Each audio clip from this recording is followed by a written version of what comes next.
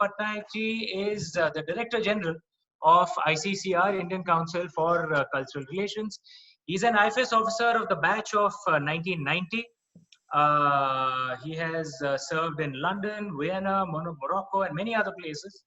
And he's recently taken over ICCR, and with his dynamism, I'm sure he will drive ICCR into this brave new world where all of us have to find ways to work in the online space. Dinesh ji, if you could just deliver your opening remarks on this subject, creativity on the time of Corona, and then Farokh, Mihir, and I will start our conversations. Please, sir. Thank you, Amish. Except that whenever you say creativity in the time of Corona, there's really no creativity. Everybody is misusing this time of Corona so much. There's not too much of creativity in the wordings at all now. But I'm delighted to be here, especially one day after the World Culture Day, yes. Which is really a very unique event. And the funny thing about it, this World Culture Day is the same day that in India we do the Anti-Terrorism Day. So to a large extent, it is as if we are telling the world that the only antidote to terror is culture. So in a sense, it's very appropriate. But culture today is really come out to be very important.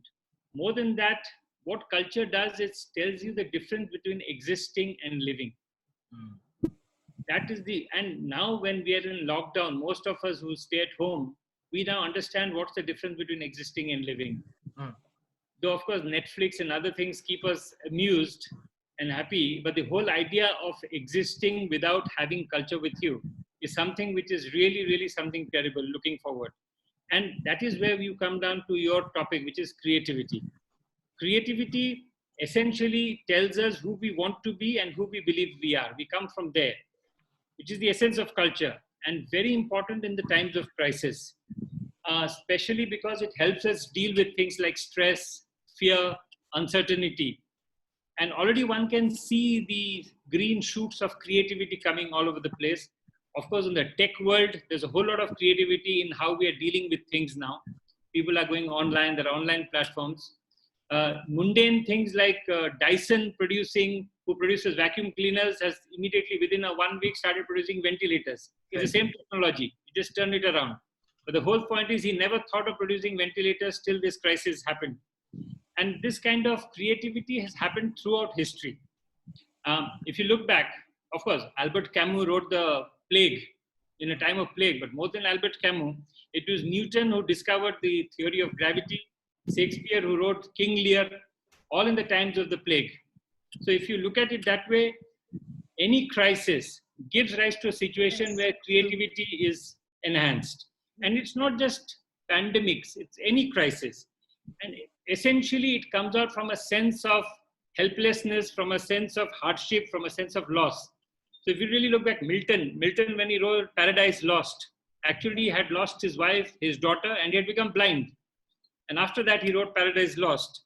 You have Van Gogh, who wrote Starry Nights when he was in an asylum. And in an asylum, dealing with anxiety, depression, bipolar disorder. So you have a situation where people who go through crises actually come out with a huge amount of creativity.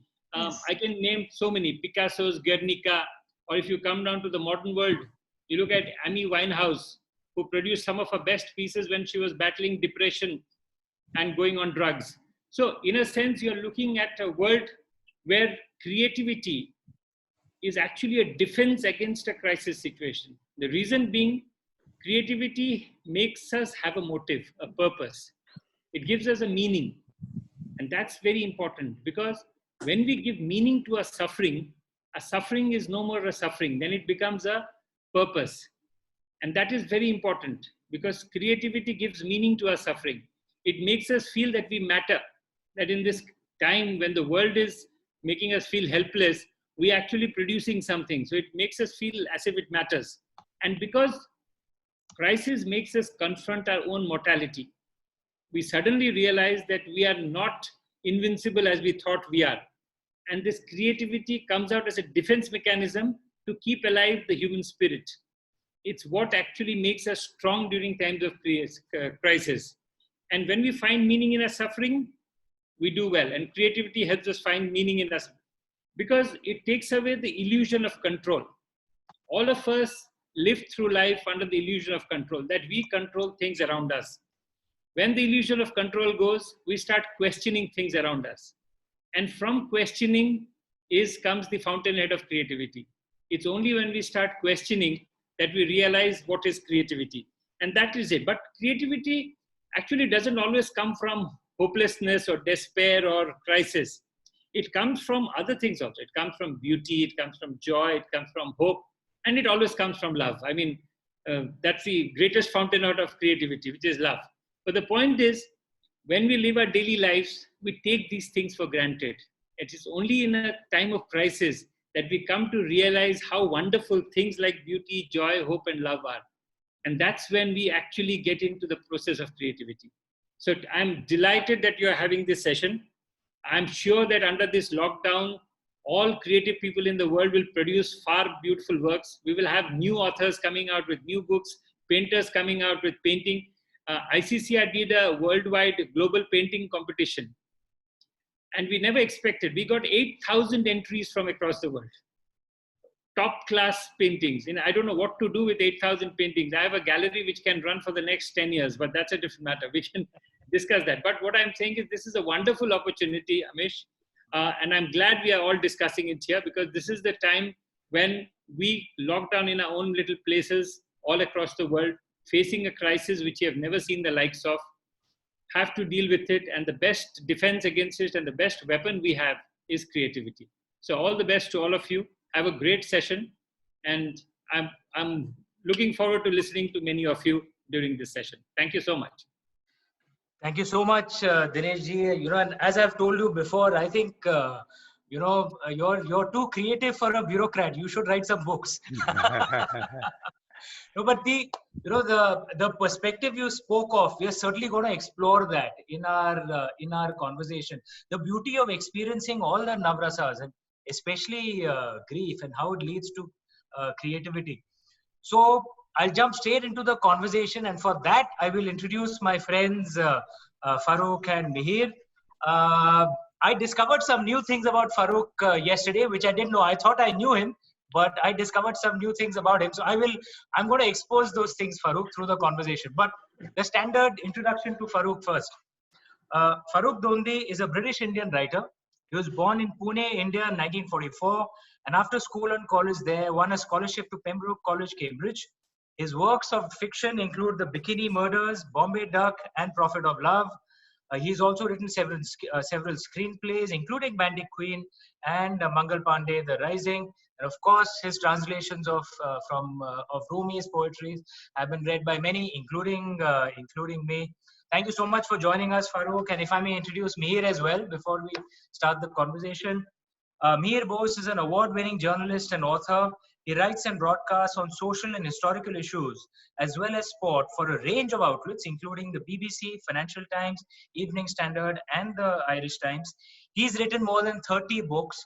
And Mihir, as authors, both Farokh and I, we wanna, one of the things we wanna ask you is, how the hell are you so productive? 30 books. We'll come to that.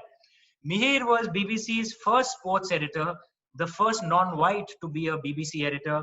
He moved to BBC after 12 years at the Daily Telegraph, where he was the chief sports news correspondent, and also wrote on other issues, including race, immigration, social and cultural issues. Before that, he worked for the Sunday Times for 20 years. Mihir is an honorary doctorate from Loughborough University for his outstanding contribution to journalism and the promotion of equality. He's won several awards: Business Columnist of the Year, Sports News Reporter of the Year, Sports Story of the Year, Silver Jubilee Literary Award for the history of Indian cricket. Thank you so much, Mihir and Farokh, for joining us. I feel thoroughly unaccomplished. Talking to the two of you. Fortunately, I don't have to do much. All I have to do is ask questions and let the both of you unroll your magic. Farokh, if I may begin with you. You've written for Bandit Queen. You know Shekhar Kapoor well. So I had a question for you that had emerged from a conversation I had had with Shekhar. You know, I know Shekhar. We're friends as well. And Shekhar had told me this wonderful line once, that that grief is is a great muse for an artist. The problem is if there is too much grief, because too much grief tends to paralyze you, and no one benefits from paralysis. But grief can be a great muse. He told me this when I was passing through a very difficult phase in my personal life. And of course, my response to him was, no artist goes looking for grief, man. What do you think of this? This is a time of grief for much of the world. How do you think grief plays out in creativity? And how do you think it plays out in your work? Well, I try not to be distracted by grief, but I must admit, to give you hey, am I still there? Yeah. Yeah, because it's gone off. I can't see anybody. We can hear you. We can hear you and we can see you. Okay. Go ahead. Go ahead. Just I'm keep coming speaking. back. Okay, I'll say. Very early on, I wrote a book called Pune Company, and then I was encouraged to write a book called Cambridge Company. Right now, Cambridge Company involved a lot of the story of a young woman I'd run away with, my childhood sweetheart. I brought her from India to England, and we'd had ups and downs and this and that. And during the writing of Cambridge Company, she died. We were divorced by then, but we were great friends. And when she passed away, I just couldn't finish the book. Yeah. So for years, I hung about, not finished it. I wrote the third book called London Company, right, about different things. And then I came back to Cambridge Company when I'd got over that. So for me, grief is really not a stimulant at all. It's a distraction.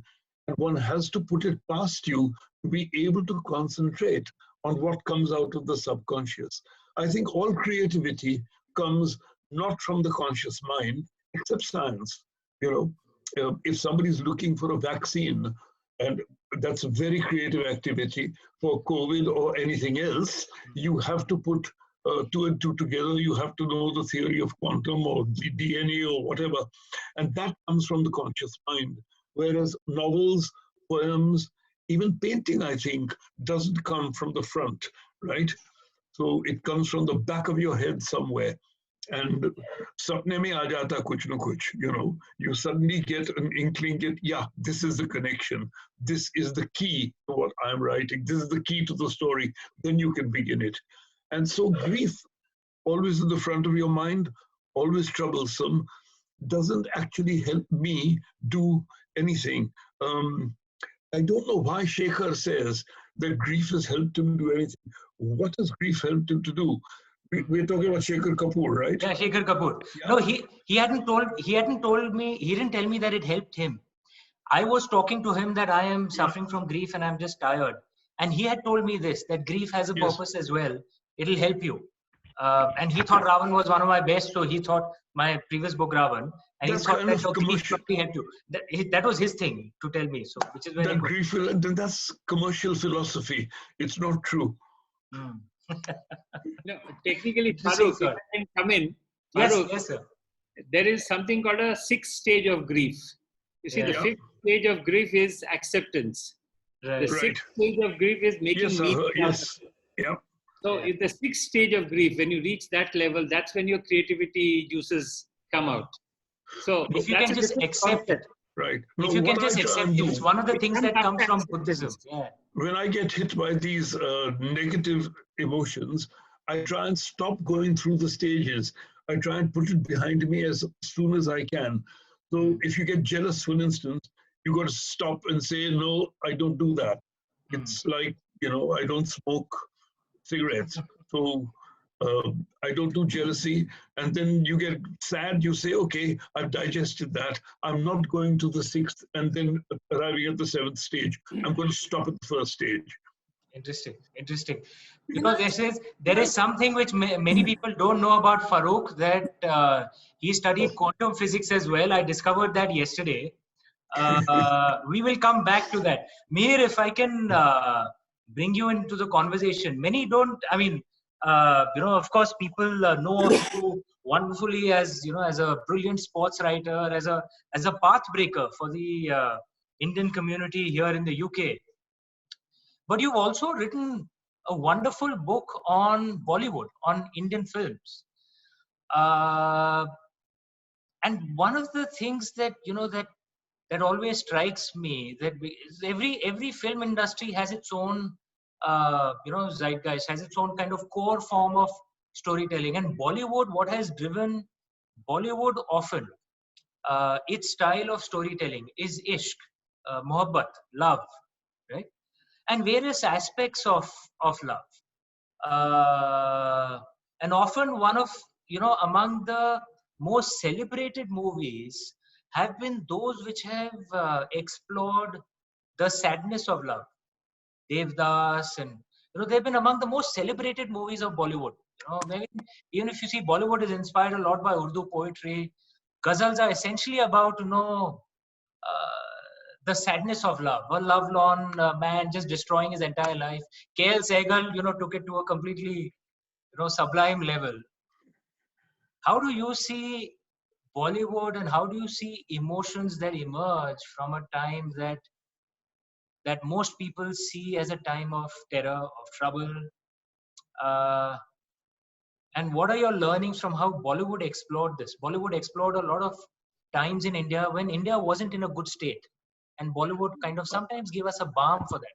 What is your Well, view on well, first of all, I grew up like Farooq, I grew up in what was Bombay, and then we didn't call it Bollywood, we called it Hindi film, and there that? was a lot of social snobbery. In South Bombay, where I lived, opposite Flora Fountain, the cinema houses there wouldn't show Hindi films. They only showed Western films. They only showed Hollywood films. Bollywood, we didn't call it Bollywood, was what the servants saw. But you talk of sadness. If you look at the great Hindu epics, for instance, India's epics, Ramayana and Mahabharata, they're all about sadness. I mean, Mahabharata, ends with the greatest character, I think, being sad. He wants to take a dog to heaven, and finds the dog is God. I mean, there is this whole concept. I mean, Naipaul once mocked India of this Sikh who, having lived for many years in the West, comes back to India, and as his ship, in those days they traveled by ship, lands in Bombay, he begins to cry, and he says, "I have forgotten what Indian poverty is like." But what Bollywood did, Bollywood is misrepresented in the West as a musical.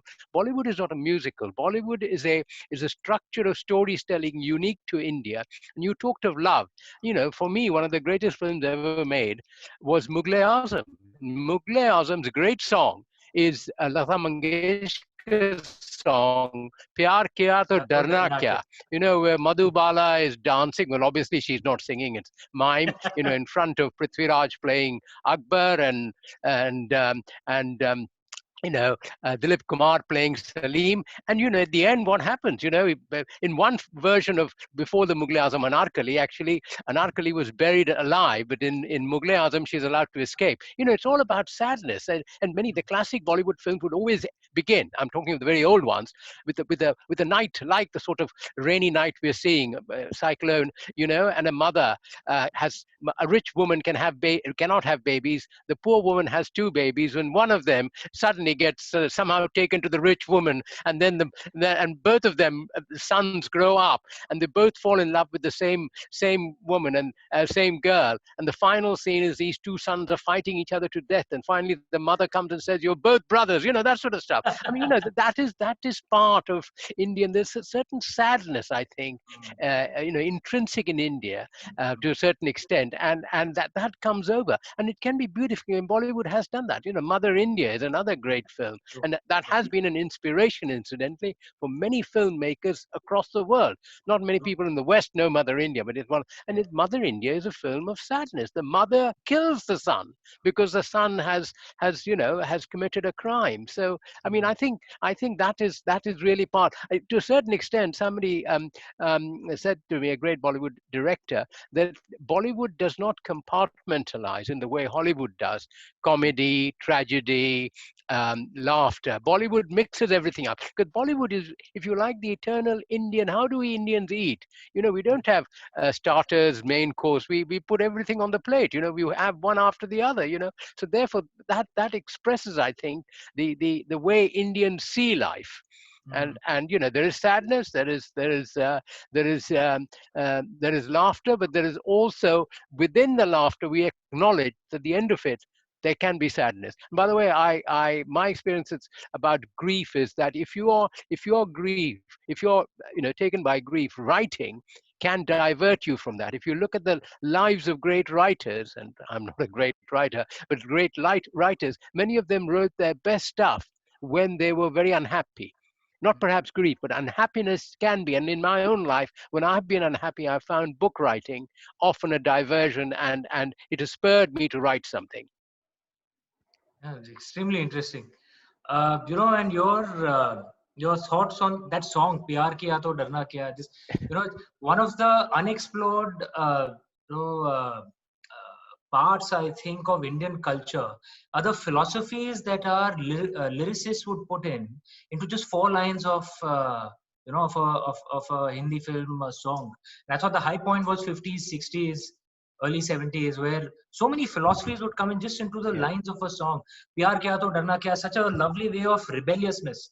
And Mother India as well, the son, who was killed at the end. But, by the mother. Sunil Dutt, by the mother herself. But Sunil Dutt was a very popular character because of the rebelliousness he represented. And "Pyar Kiya To Darna Kya" is also the ultimate song of rebellion. And that's one of the things that's a part of the Indian way. And if I may explore that with you, Farooq. Can I? Rebellion. Yes. Rebellion as a part of the Indian way, and how that plays out in a time of trouble such as this. You yourself are a rebel without a pause. I discovered that you had been offered a role in our nuclear program, which you said no to. May I speak of that, or is that classified? Yeah, say what you like. Yeah, sure. So you'd been offered a role in our nuclear program, the Indian nuclear program, which you said no to in a fit of Marx's rebellion. And how do you see rebellion, the spirit of rebellion, as something which infects creativity?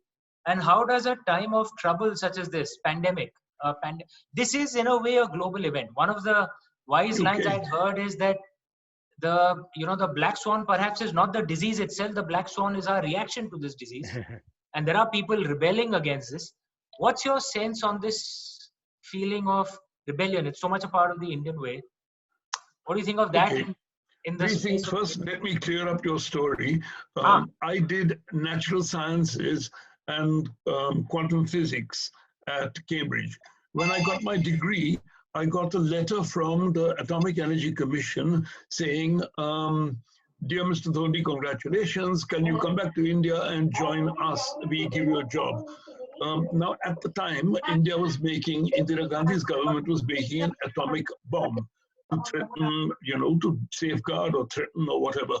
And, having a sort of socialist background, I thought to myself, no, I am not going back and joining the Atomic Energy Commission to make a bomb.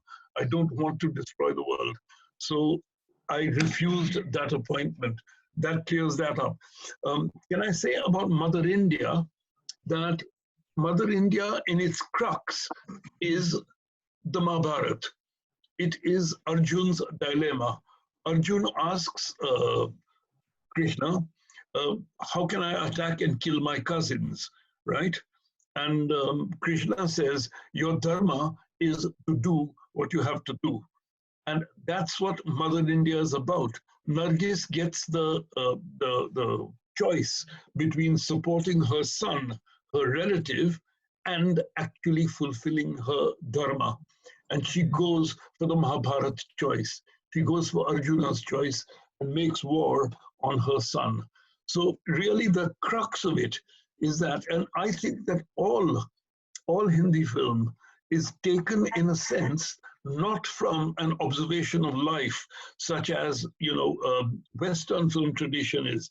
Western film traditions takes from novels, takes from the observation of drama and so forth, whereas we take from our own old myths and our new myths. So even the Gunda films of mafias fighting each other are basically Mahabharata or Ramayan, and the evil and the good are portrayed in that sense. So there is a vast tradition of mythologizing modern myths and ancient myths. Okay, so that's that. The third thing you asked me was, uh, what does one do with a rebellious spirit? I don't know what chance there is for rebellion in the COVID crisis, right? It's what it certainly has done is given people a hell of a lot of time in which to spend their creativity. And certainly things come out of it. For myself, you know, apart from going through several cookbooks and learning how to make batata vada and you know, gobi aloo and so forth. As soon as the lockdown is over, I'm coming to your place for some food. Yeah. I'm inviting myself. Yeah. So I'm doing Both Mihir and I are coming. I've finished three drafts of books. You know, they were, yeah, one was, they were commissioned before, a new Rumi translation, a translation of Hafiz, and HarperCollins is going to publish it this year. Nice. And then some notes towards an autobiography, kind of. So it gives you a lot of time to write, because you don't go out, you don't do anything else. So you might as well scribble. Can I come in there? You mentioned, please. Farooq, about the Mahabharata, and Neeraj Chaudhary made this point, my fellow Bengali, that the Mahabharata, of course, led to the Bhagavad Gita, that the Indians are the only people whose great religious book was formulated on the edge of a battle, and you know, and was Krishna through the Bhagavad Gita telling Arjun, you know, and of course, you're quite right. Mythology plays a huge part in you know, in what happens in Indian life and so on and so forth. And of course, it also makes Indian life very, very distinctive. But even the most rebellious person in India can be very respectful. And I you know, this is very interesting in politics. I wrote a biography of Subhash Bose, and it struck me when Gandhi and Subhash Bose was fighting, you know, in back in 1938-39, about where the Congress should go. Subhash Bose always called Gandhi Gandhiji, and you know, respected him. And Gandhi said, you know, Subhash was not well, ill at the time, and he said, why don't you come to my ashram and I'll look after you and feed you goat milk and so on and so forth. Now that sort of thing would not happen in a Western structure. You know, it just is not possible. It's not inconceivable to happen in a Western structure, because you know that reflects a certain structure and way of looking at things, which is very distinctive. So true. You know, the fact that I think we can see things in a much more nuanced way. Perhaps that comes from the way we absorb most. I'd heard this wonderful line once, that no Indian hears the Ramayana for the first time. We're just born with it. And it's so deeply imbued in our genetic structure, in our bones. Both the Ramayana and the Mahabharata, which is in a sense an entry level into the vast library that are our spiritual texts. Yes, and we tend to see things in a nuanced way. You may disagree with someone. That doesn't mean that you will not behave with dharma towards that person. You will not behave with respect. And may I give you a cricketing story here? Please. Sourav Ganguly is considered in this country to be absolutely autocratic. There's a story told that Sourav Ganguly, playing for Lancashire, the story is often sort of, you know, people try to conceal it. Playing for Lancashire, was batting in a sweater. It got hot, and he took off the sweater and handed it over to Michael Atherton, who was captain of England, and asked him to carry it off the field, you know. And Atherton was absolutely horrified. And yet, Sourav Ganguly, when he meets me, not because I'm a particularly important person, always calls me Mihirda. You know, and Da, of course, in Bengali means an older brother. It shows my age. But that, you know, it's very difficult to explain that to British people, that is that sort of, you know, Sourav can be, you know, very much his own man. He knows what he wants, and he can, you know, lay down the law, but he will respectfully address somebody who he thinks is older than him and deserves that respect. And that is something that you don't have in a Western world, because that is an alien concept here. It's so true, so true. And I should correct myself and behave as an Indian from now on. I'm going to call you Mihirda. You're going to emphasize my age, yes. So, but there is. I know, Farooq, that I believe you enjoy sport as well, right, Farooq? I what? Sports, I'm not a very good sports person at all. particularly. In So then, fact, that's why I write books, may I because address there's this no other way question of to showing off, So, May I address this question to Mihirda then? Uh, Mihirda, there is, sports is, if one thinks of it deeper, it's not just about, people kicking a ball around, or there is deeper philosophy, messaging, a culture that gets built up with it. How do you see sports getting impacted with the way the pandemic is playing out? Many scientists say that a vaccine is 12 to 18 months away, and the virus is actually mutating with frightening speed in many parts of the world. I mean, so this may actually end up being the new normal for us. No one can be sure right now, but we may never go back to what we thought was normal. There is a discussion that perhaps IPL matches could be organized without the audience, right, out there. So just the cricketers playing, and I felt that kind of takes away the joy of that sport. The entire point of it is the audience participating. The audience, in a way, plays along that event. How do you see sports playing out in case things don't change? Well, We don't go back to that normal. will be a big problem for sport, because what sport does, I mean, I'm not a good sportsman, but what sport does, it makes you part of a community. When you're watching, for instance, I've been very privileged, and yes, I went to school with Sunil Gavaskar. I was 2 years his senior, and I thought he wouldn't become a cricketer. That shows my cricketing knowledge. But what sport does is makes you part of a family that you didn't know exist. I'm privileged enough to have seen India's first ever win in England at the Oval in 1971. I was there reporting when India beat and won the World Cup in '83. Those were great moments when the country, if you think, came together, and that moment made you feel proud to be an Indian. I walked out at Lord's and I felt 10 feet tall, An Indian team had beaten the West Indies and all that sort of thing. Now, only sport can do that more than anything else. That spirit of bringing people together. Now, this sort of feel good factor that it generates. Sport can, because what is interesting about sport compared to, say, music, you may think you can with the sitar you can play like Ravi Shankar. You won't. But in the sports field, for one moment you may play a cover drive and make you feel you're as good as Sachin Tendulkar for that one shot.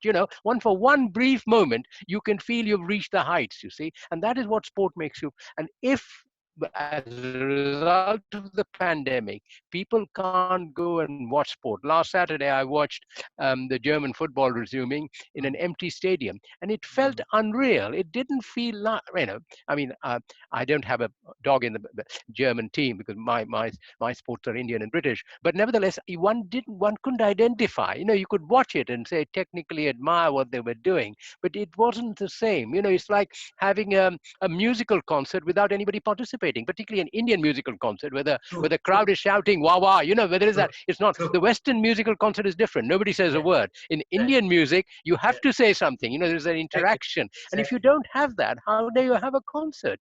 Who's going to shout wah wah? Are they going to shout wah wah through the Zoom? That won't be the same thing. So I think sport will suffer.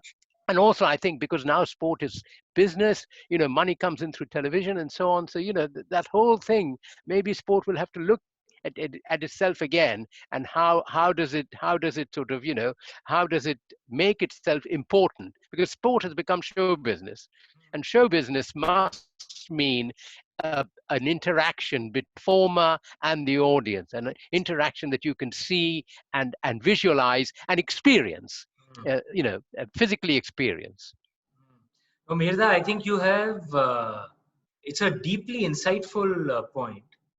And I want to carry on with this vein to Farooq, but if I may just request all others that we will open it up for questions in a bit. But if you could just drop your questions as a chat, and I will read out those questions to Mirza and to Farooq. But so everyone in the in the audience, just type in your questions into the chat, and I will relay those out.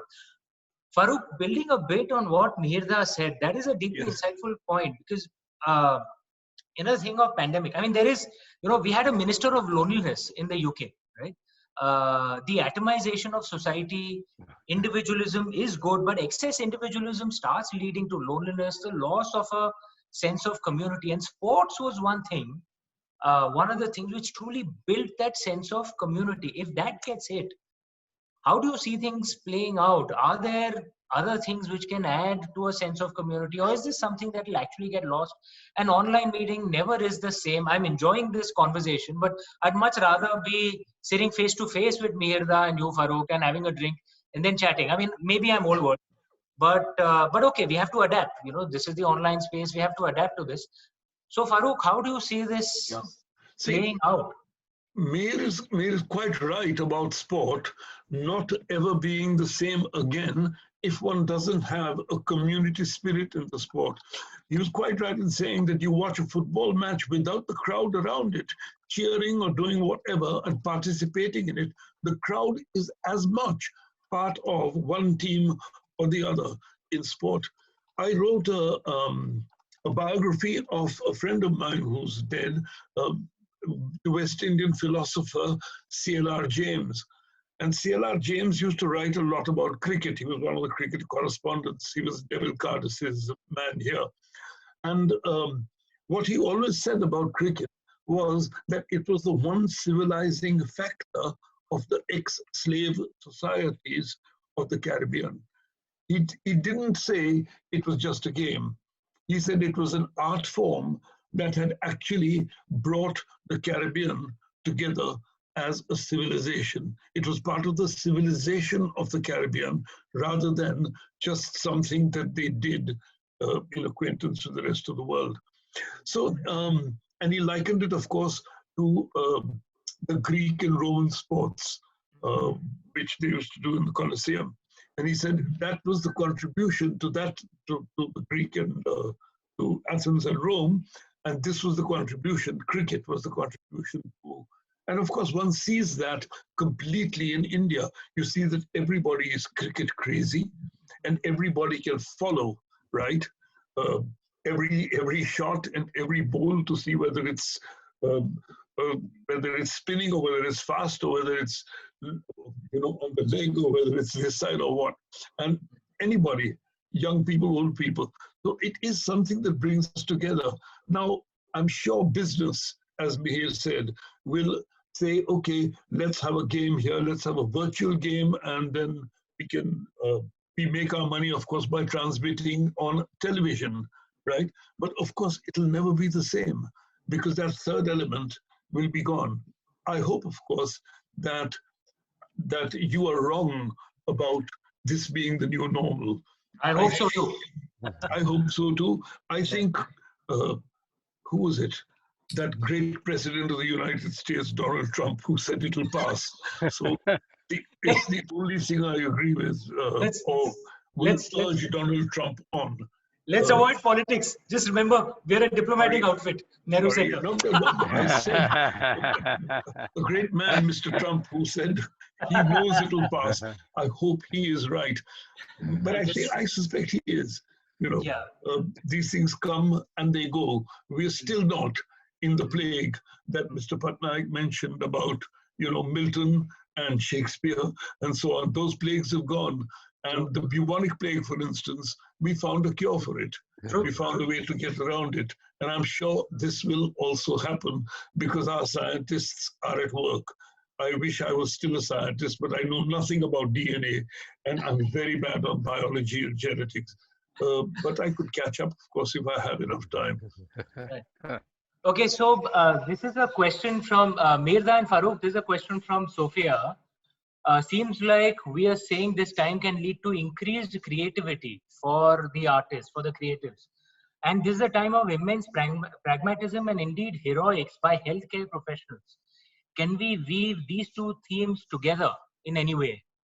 Which of you two want to take this question? Well, we'd have to have people write. You see, at the moment, the writing that's coming out is obviously mostly looking at how we have handled the pandemic and so on and so forth. Interestingly, it's quite interesting. One thing that has happened in newspaper terms, the Telegraph that I used to work for has become a good paper. It had become a bit of a rubbish paper. I'm sorry. It is critically looking at things. Now, if that sort of attitude of looking at society can be taken into Farooq's world of novel writing and storytelling and playwriting, maybe in a few months' time or a couple of years' time, we will get great literature coming out where people will reflect on how, for instance, yesterday at 8 o'clock, like millions in this country, I stood outside my house and clapped and so on and so forth. What it meant, I mean, what we need is writers to come out and look at the real meaning of it.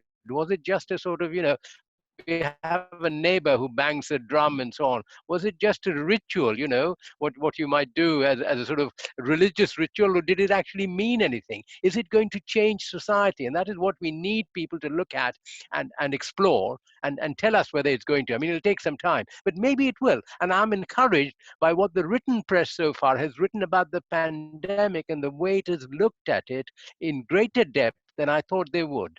Yeah, no, and a whole new class of heroes is emerging. People we didn't. Society is not just in the UK. One is sensing that in India, so many parts of the world.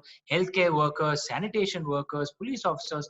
It's a whole new class of heroes who are heroes and heroines who are fighting for society. Very interesting point. There's another question from Berzin Wagmar. Whatever happened to close deep reading in this Netflix saturated age?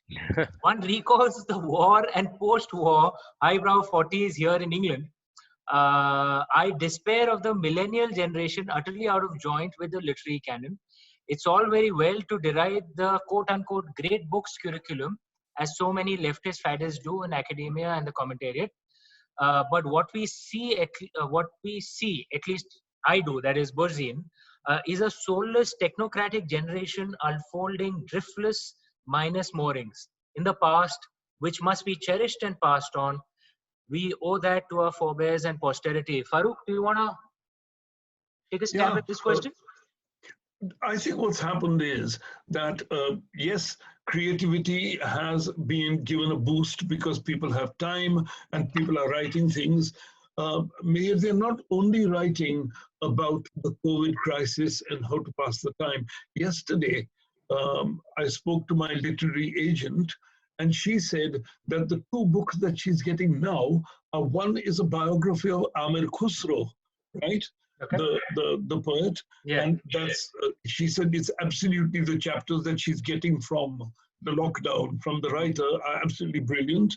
And the second one is the story of Mr. Hussain, the gentleman who was a lover of Vijay Lakshmi Pandit and then was disapproved of by Motilal Nehru and pushed off to America and did all sorts of things there. So the biography of that fellow is on the line, and it should be extremely interesting. It's not about COVID. It's about two classical Indian people. So that will happen. What I'm afraid of is exactly what was asked about the Netflix.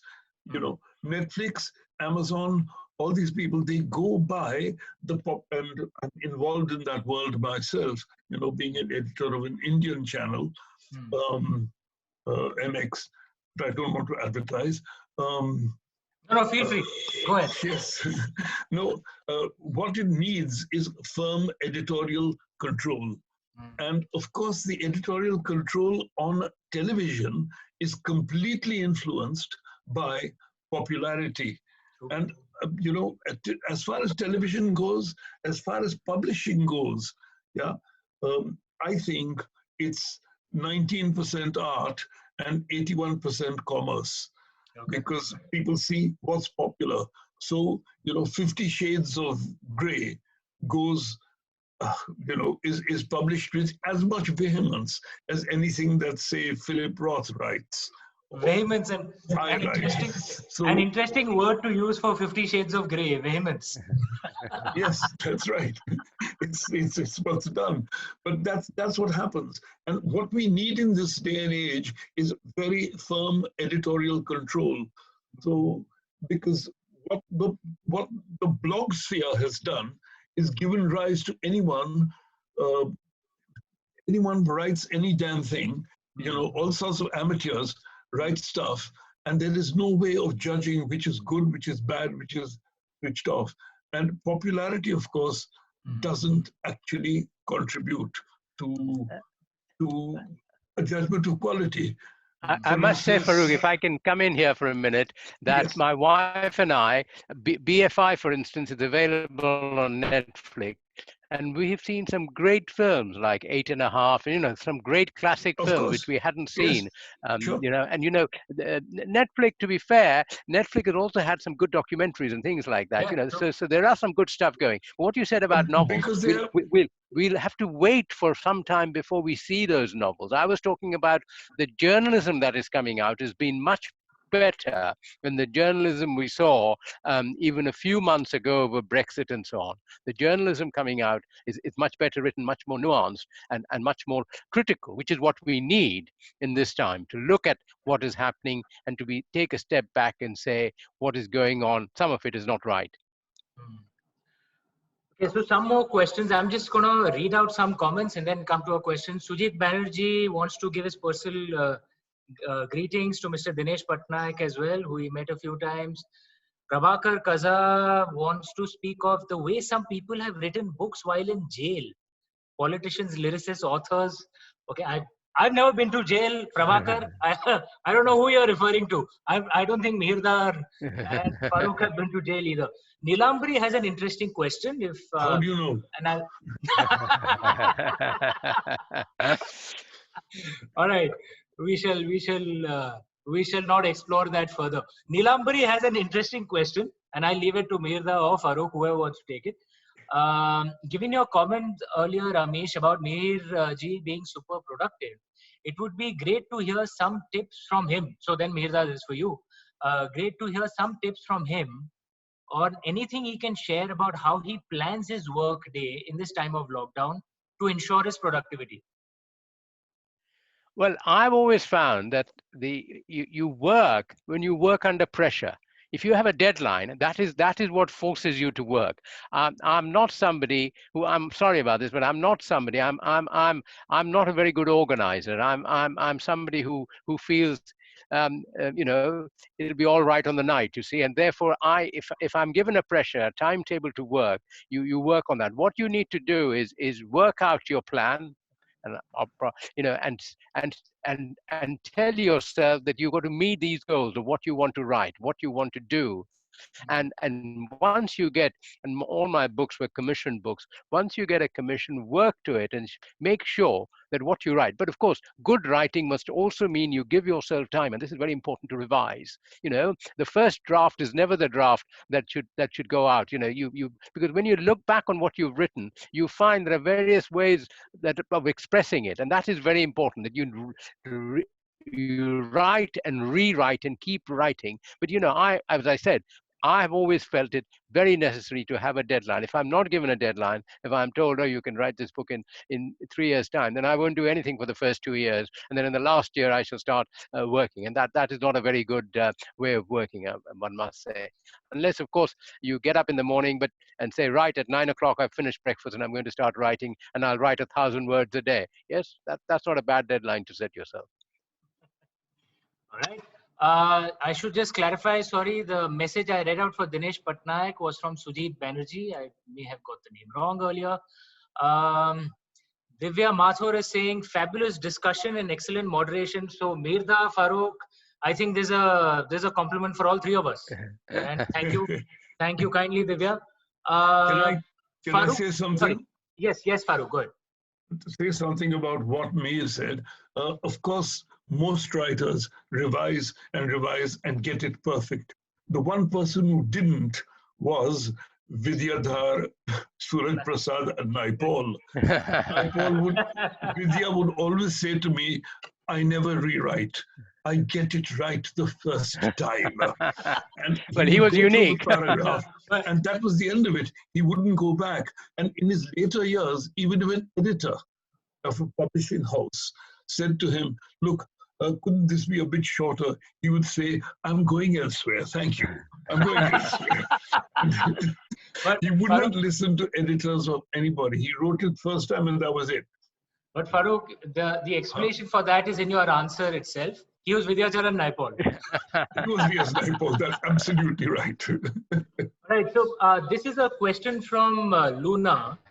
Farooq, if I may ask this to you, the younger generation coming out with novel software solutions is engaging in creativity too. We should recognize that as another way of being creative. IT work, tech work, that can also be creative. It's from Luna. Farooq, what do you say to that?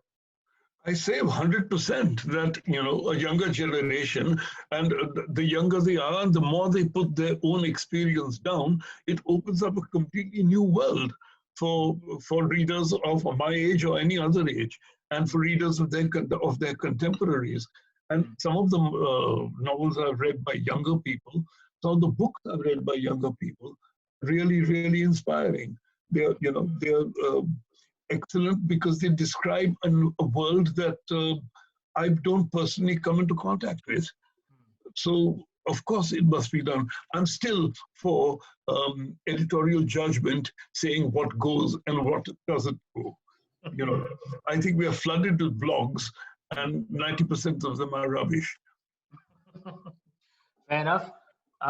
There is, and I will keep this as the last question. Mirza, I know you have a hard stop. So I will keep this as the last question. Swati Natikar. Ustad Zakir Hussain and many more have always tried to maintain a higher level of music. In the current situation, I feel slightly worried about all the fellow musicians, as people in the near future could be more into hearing concerts of those people for free. So how does, I assume the question in Swati wants to ask is, how does an emerging artist grow in this scenario where anyone across the world can hear an Ustad Zakir Hussain for free right on the web?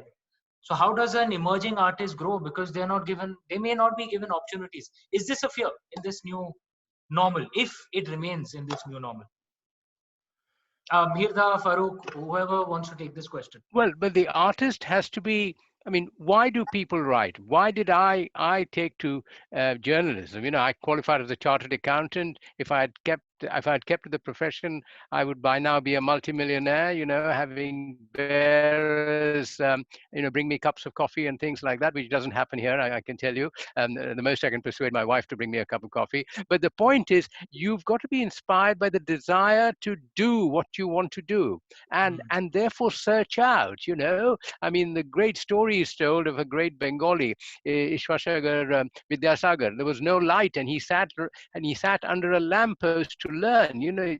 That has got to be your inspiration. That has got to be your search to find something out. Yes, it's going to be difficult, but then even writers like Naipaul, Farooq mentioned, he started writing when he was working for the World Service and things like that. Found time and space for himself to write, and therefore, unless you're motivated in that way, I don't think you can ever fulfill whatever you want to fulfill. The fact that you may not get access to the sort of music that your predecessors have should not be a barrier. It should make you even more motivated to try and reach out and do it. It'll be difficult. I'm not saying it's going to be easy, but then we all have to face all sorts of difficulties. You see, and because the idea of when I first started writing football for the Sunday Times, everybody else said, well, an Indian, you know about cricket. What do you know about football? You've got to break through things, and you've got to say that you can. If you want to do something,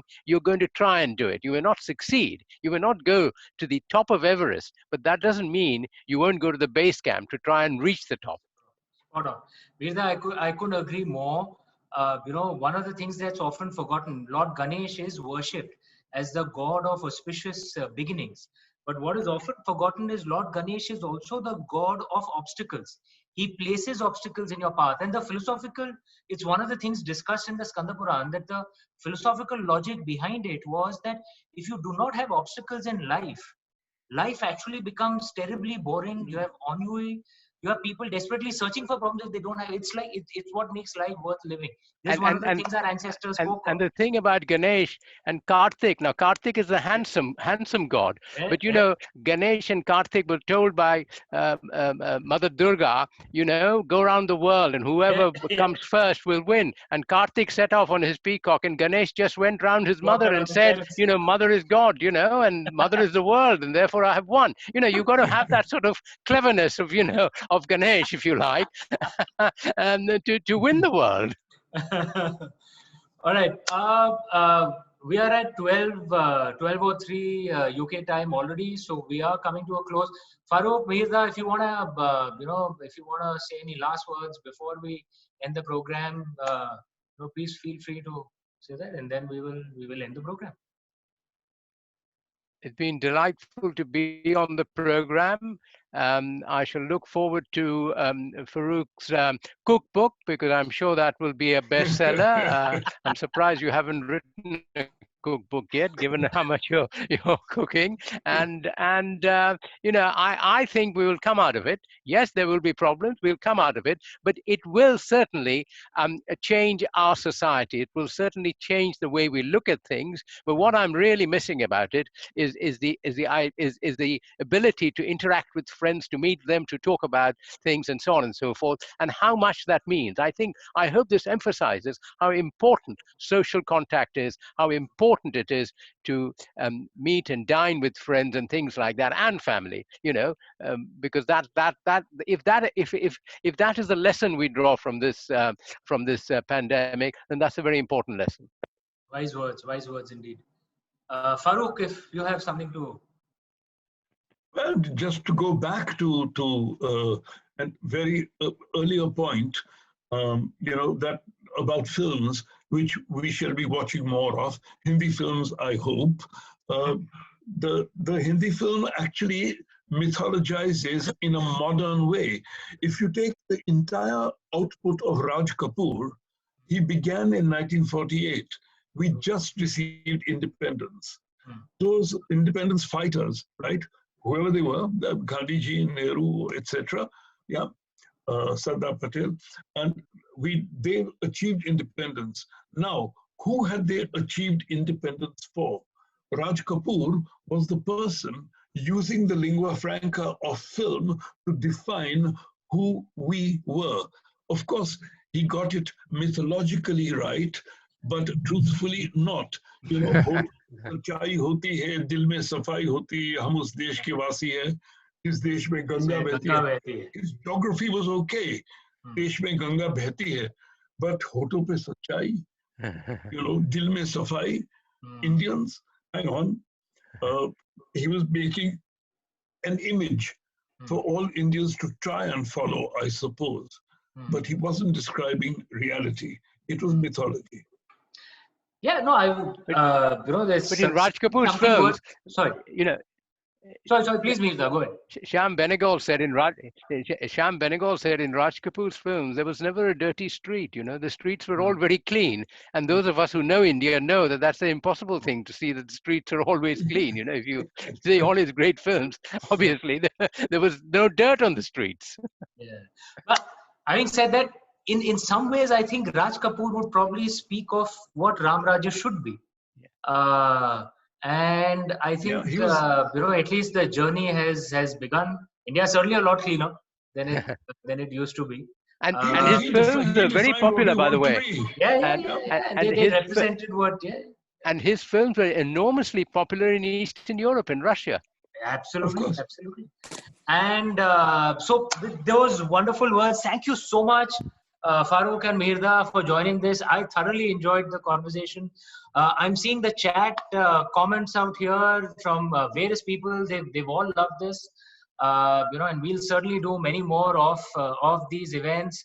Naomi is asking, could we all keep in touch, please? Naomi, please register on our on our website. You will keep getting emails on programs that we are doing, and we'll certainly remain in touch and organize many more of such programs. Once again, Mirza, Farooq, thank you so much. I thoroughly enjoyed this conversation. I learned so much. Before we close, may I come in? Okay, this is my Deputy Director, Brij Guare.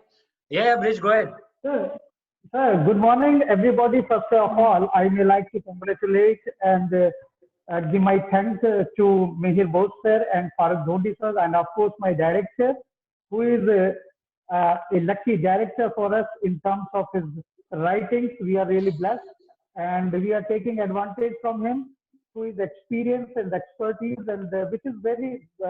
What I feel in COVID-19, writing is the most important instrumental, basic like tool, and who really could acknowledge and give the proper guidance to the people. Most of the people I have observed were really busy in their own, business, political, social, economic work, but they never give attention to the areas where we need to. And I think COVID has taught us, and there are many natural and biological calamities happened in the past, and these calamities have really given the people, every human being, for new experiences. But I feel sometimes we never notice when we are taking bath, when we are leaving our house, while go to the areas in our particular area, like office, business people, etc., etc. But some of the areas that people definitely must have given the thoughts to our body, to our social areas, to our family areas, where we could really improve the life. This is my experience. That's what I have really observed in 3 months of my stay at home.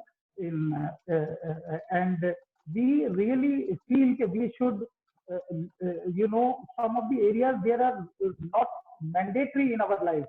That me and director were talking, and he was just, getting down from the stairs. One thing he really rightly said: if there are many things which are not even useful in our life, we could avoid, and we could reduce the expenditure, external expenditure, what we feel in day-to-day life. So some of the areas are really touchable by this COVID-19, and I think every experience in our life really gives it. Absolutely. Thank you so much. Everything is a learning experience. Yes, Thank you so much, Bridge, and to all of you in the audience. Last but not the least, I'd like to thank all of you. Thank you so much for joining this our first online program in such large numbers, way beyond what we expected. I've just dropped a message into the chat that please register at your email ID at nehrucenter.org.uk so that you can keep getting updates of the programs that we are organizing. We'd love to to have this online community as strong as we can and have more and more of such conversations. Absolute privilege sharing this time with all of you, and especially you, Mirza, Farooq. Thank you so much for joining in. Thanks, guys. Take care and stay safe, stay home, and do well. Keep healthy. Bye. Bye. Bye. Thanks.